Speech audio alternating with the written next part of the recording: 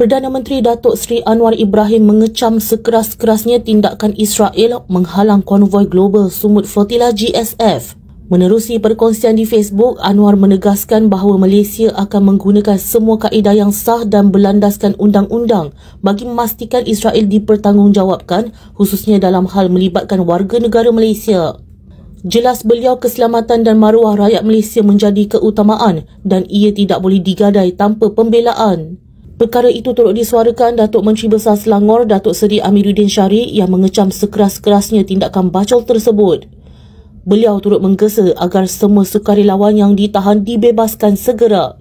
Terdahulu media melaporkan Zizi Kirana antara aktivis dari Malaysia yang ditahan secara tidak sah oleh tentera rejim Israel di perairan antarabangsa. Selebriti itu ditahan bersama peserta lain menaiki kapal Huga dalam misi GSF menuju ke Gaza yang bertujuan memecah sekatan Zionis. Dekat dalam Gaza. Allah. Salam kat Sinil, Sinil. Pantai ke? Ha? Pantai ke? Ha, kat pantai, kat pantai. Pantai. Ni apa? Ha? Ini duit. Duit. RM1. Singgit mana? Singgit Malaysia.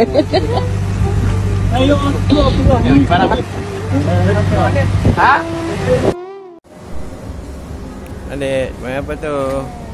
Main dinosaur. Oh, pandai pegang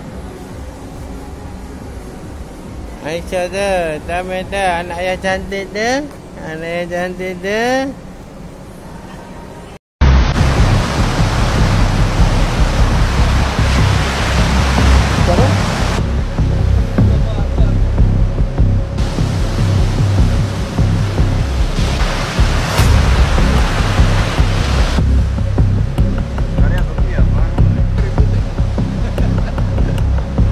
Saya cukup berapa ni Ustaz? Ya? Kalau saya ada tu berapa?